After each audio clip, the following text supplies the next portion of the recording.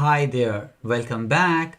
State is one of the most important concepts in React, and that's why you might have seen many resources explaining what is state and useState hook in React. And that's why in this video, I'm not going to discuss what is state. Instead, I'm going to tell you the top 5 mistakes React developer makes when it comes to using state or useState hook in React. So let's just start with the first mistake. So here you can see I have the initialized component here, and this component is having product state. All right. And here I'm trying to access the name of a product, price, and description. And here I have a use effect hook, and consider I'm making some kind of an API call here, and I got an API response, which is this object which is having the name of a product, price, and description. And I'm just updating the product information in the product state using the set product method. So that's all. Now I need to have my name, price, and description on the web page. So let me go on the page, and here if I refresh, you can see the page is completely blank, empty, and here in the console we have error which is saying cannot read properties of undefined reading name. So why am I getting this error instead of getting the product information? Well, it is because when the component was rendering the state, which is a product, it does not have any name, price, and description. It got later updated by the said product, and we haven't initialized our useState hook. So this is one of the most common mistakes junior developer do. They heavily depends on the API call and they try to update it later. So there are two ways to fix this. One is to use optional chaining. It means you just use this question mark operator here. It is called optional chaining in JavaScript. And if you put this optional chaining, and if you save it, and if you go to the browser, and just it works fine, the error is gone, and you can see the product information here. So optional chaining basically means, well, it is saying, hey, product state, do you have a name property or not? If it is there, then show me. If it is not, then fine, let it be. I'm not going to do anything. So that's what optional chaining means. So this is one way to fix it, but I believe this is not a better way to fix. The better way to fix is to actually initialize your state from the very beginning. So we know that this is a product state, so we are going to get some product information. So the product information will be name, price, and description. So let's just initialize it beforehand only, and it is going to work completely fine. Now we don't need optional chaining. Let me go to the browser, refresh, and you can see no error. It is working fine. The only time you need to use optional chaining is when you're not sure about a particular property which is going to come or not. Let's just say you have a description, and there might be some product which might not be having description, and there might be some product which might be having description, right? So at that point of time, if you're not sure about the description, that time you can like avoid using this description in the initialization, and you can use optional chaining here. So if there is some kind of uncertainty, then use optional chaining. And if you're sure what are the data you will be getting, then avoid optional chaining and always initialize your state. So that was the first mistake. Now let us move towards the second mistake. Now the second mistake is about updating the state, okay, or the form data, I would say. So first let me go to this app.js and let me call that component update state. Okay, we are done here. Now let us go to this component here. So here you can see that I have a state which is called form data, right? And if I come here, then we have a JSX, which is nothing, just some random input fields like name input field is there, email, and password. And here we have submit button, which is on click, where we have attached on click event listener, and which is calling to this handle submit function. And this handle submit function is basically logging the form data. That's all. And we have this use effect hook. So this use effect hook is basically mimicking component render. Okay, so whenever the component gets rendered, at that point of time, this use effect hook is going to run. So I meant to say that this use effect hook is mimicking component did mount. So whenever the component renders, so this use effect is going to run, and it is going to log component render. That's all. And the goal is here, as soon as user types something on the input field here, so here you can say these are the input fields. So as soon as user start typing something on the input field, name, email, and password, I want to update the data inside this state. So how do we do that? So here we have this on chance, event listener. So here what we can do is we can do handle name. Okay, and since user is typing on the name field, so what I can do is I can come here. Okay, I can come here and I can call this handle name function, right? And I can call this event here. All right, and here what I'm going to do is I'm going to write set form data, and I'm going to destructure the form data. All right, and I need to update the name. So basically I'm just going to do name, and I'm going to say event dot target dot value. Okay, so I made a mistake, so it is going to be target. Okay, that was a typo. So now by doing so, we are updating whatever the user is typing on this input field, we are updating in this form data state. Now if I want to do the same thing for email and password, then you know that I need to create another function which is going to say handle email, and again there we need another more function which is going to say handle password, and we are going to have more and more function here. Like, so this is a bad way to handle the form data, right? So the more the input elements, the more functions you will be creating here. So this is another mistake I say junior React developer do. So instead of that, what you can do is you can just write one function which is going to be handle change, and you can handle all the input element whatever the user has been typing there, and you can just update those data in this form data using just one handle change function. So let me change this name into handle change. Okay, and instead of writing handle name, and let me come here and write here handle change. All right, that's all, we are done. And here I'm going to remove this, I'm going to cut it, and I'm just going to write name, and I'm going to call another function which I'm going to paste it out here, and I'm going to write this function which is event, right? And you might be wondering what is this name. Well, I'm going to pass this name here in the handle change in the form of string. So this input field is all about name, so I'm going to pass it here name. Okay, and this input field is about email, so I'm going to pass it as an email in the string format, and this input field is all about password, so I'm going to pass password in the string format here. All right, so we are done.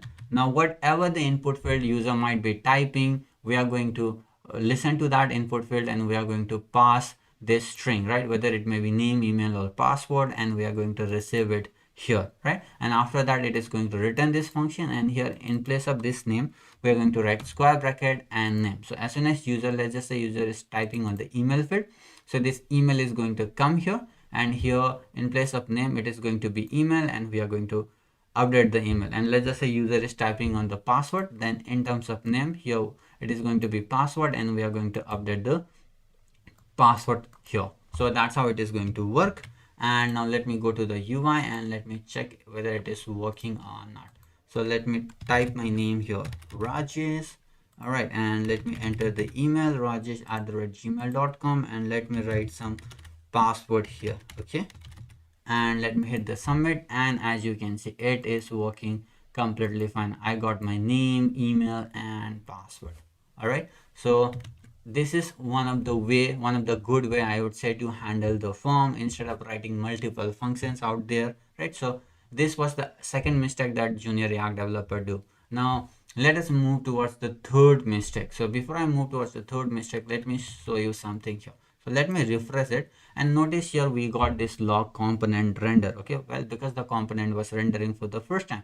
Now if I start typing something here, let me type my name Rajesh. So as soon as I type and input every single character, so at that time you are going to see this component render. Okay, and if I type something on email also, whenever I input every single character, it is going to render the component. Now this is a performance pitfall, right? You don't want to render your component every single time user inputs a particular character in your input field. You want to avoid this unnecessary rendering.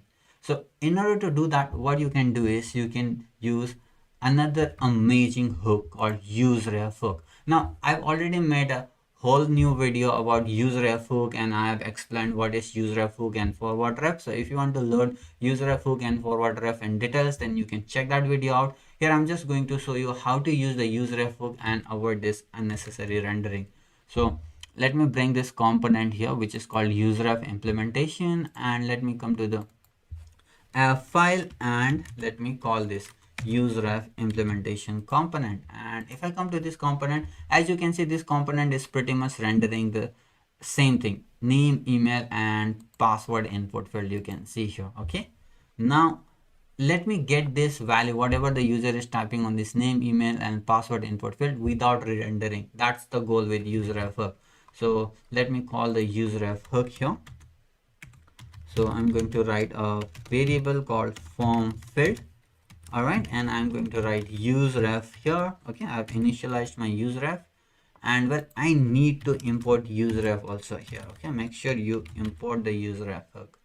And once you have initialized your variable using useRef, now another thing is you need to make some kind of association with a particular HTML element or the JSX element, right, in terms of React. So I just want to make association with this form element. So I'm going to add a property called ref here, and I'm going to place form field. Now once I do this, I have this access to the form element. Let me show you here. So let me log. Okay, so this handle submit is going to log whenever user clicks on this submit button. And now let me log this form field. Okay, and if I do form field dot current, I'm going to get the access of this entire form field. So let me show you. Let me come to the browser, let me hit the submit button, and you can see I got access of entire form element. And here we have 3 different input elements, right? Name, email, and password. Now what I want to do is I want to access this individual input element. So in order to do that, I need to name this individual input element, right? So this is a name input, so that's why I have written name as name. This is an email input field, so that's why I've written name as an email.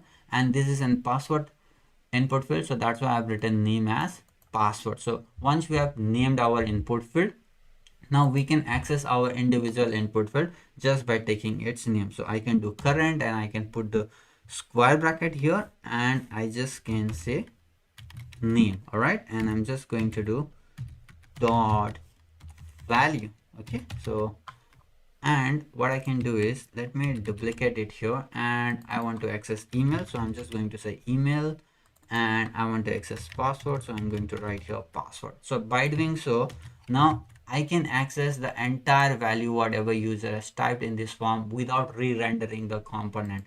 And let me type the name here. As you can see, I've typed my name, and you can see no component is re-rendering here.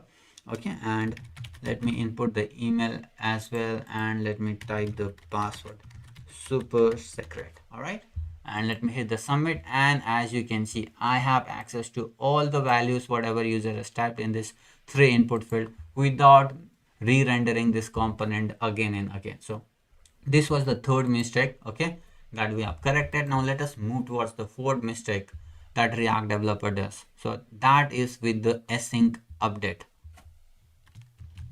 So let me open this component here, which is known as async method, and let me come to this app.js file, and let me call this async method component. Okay, now let us come to this component and see. So here we have a state which is called count, and here we have a JSX where we are simply rendering the count. We have initialized with 0 here, and we have 2 buttons. One is increment, and then the second is async increment, and both on click they are calling their unique function, increment and async increment. Let us look at the function. So increment function is basically incrementing the count. It is 0, so it is going to increment to 1, 2, and 3. And async increment is basically doing the same thing whatever the increment is doing. It is just incrementing the count. The only difference is it is going to increment the count after 3 seconds when the button is clicked on this async increment. So this increment is going to update immediately, but this async increment button is going to update the value after 3 seconds. And well, it is logging the state update, and this is logging the async state update. That's all.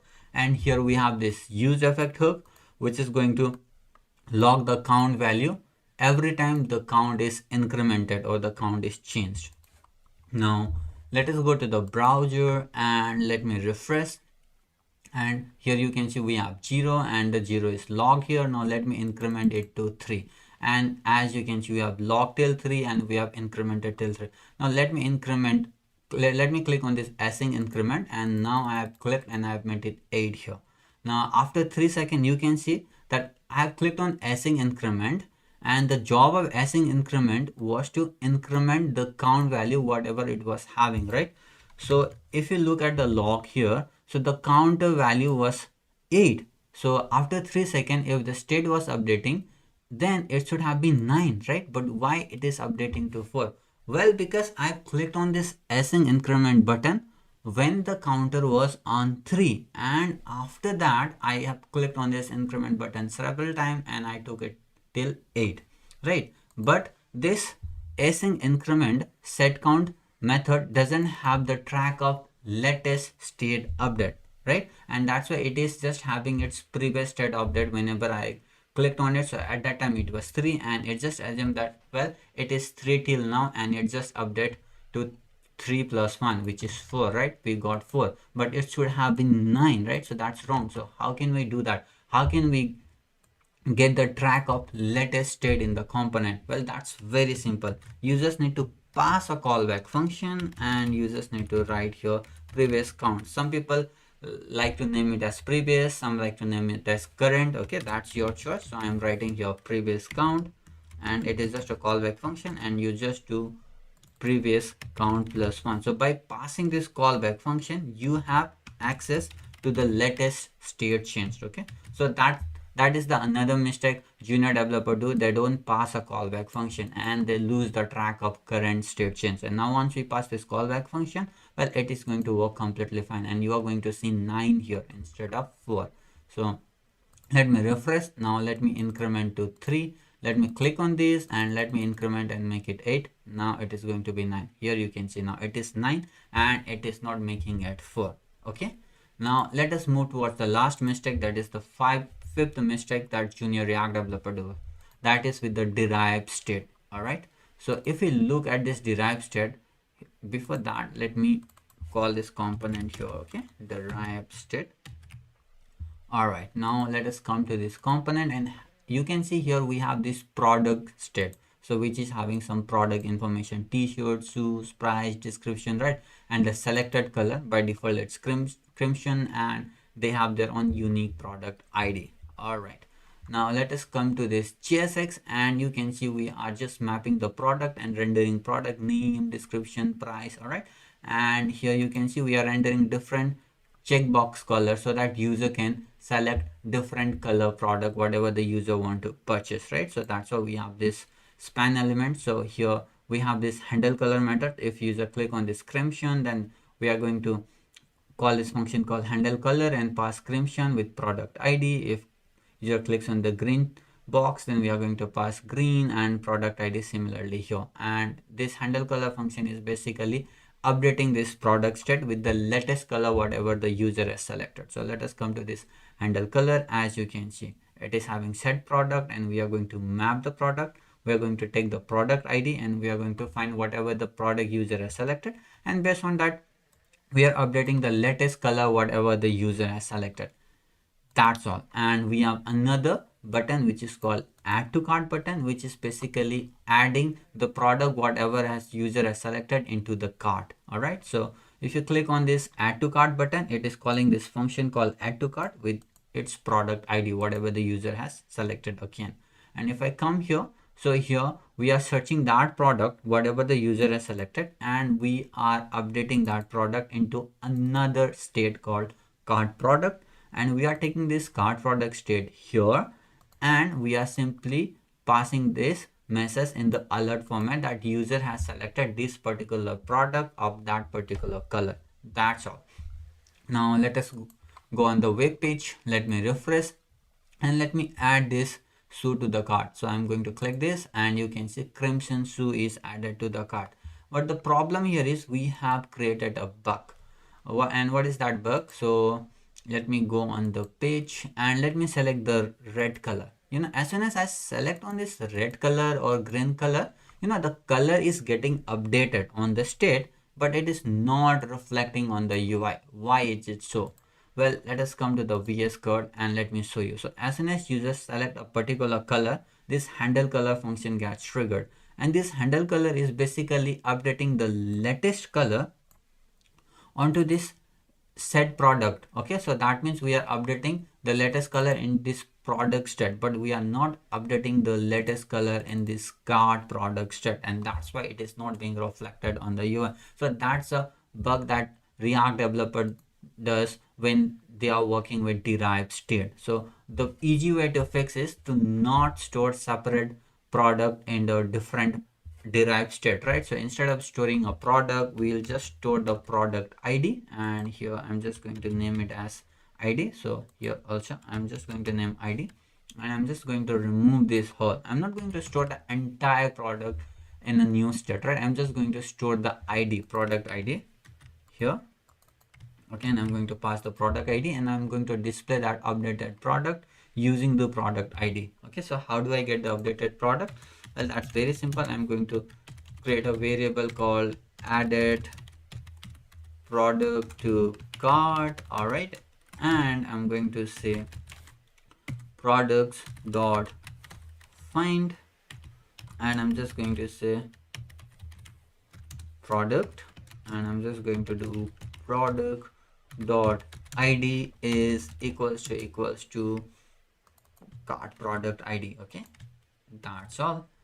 And now I have access to the product whatever has user added to the cart, and instead of cart product I'm going to say added product to cart. Okay, now it should work completely fine. And now let me go on the web page, let me refresh it, and let me add to the cart. Now Crimson Shoe is added to cart. Let me select red color, and it is not working. Okay, so let me see the issue. You know what, actually it is working. I'm just clicking on the crimson color, so well, it is the crimson color, so why should it update? Now let me select on the green color, and you can see that green shoe is added to cart. If I click on the pink now, or the violet, you can see that violet shoes is added to cart. If I click on black, well, it is updating, and now it works completely fine. So that was the bug that junior developer create unknowingly when working with derived state. So if you're working with such derived state, make sure that you don't store the copy of entire product or data. You just store the ID of that particular data instead of storing the entire data, and get the access of data from the original state, not the copy state. In the copy state or in the derived state, you just store the ID. That's the entire goal here. Okay, now I hope you have understood this concept well, and you are not going to repeat these mistakes in your next project. I hope you like this video. If you like this, hit that like button and subscribe to my channel. It really motivates me to make more such content, and I'll see you all in the next video.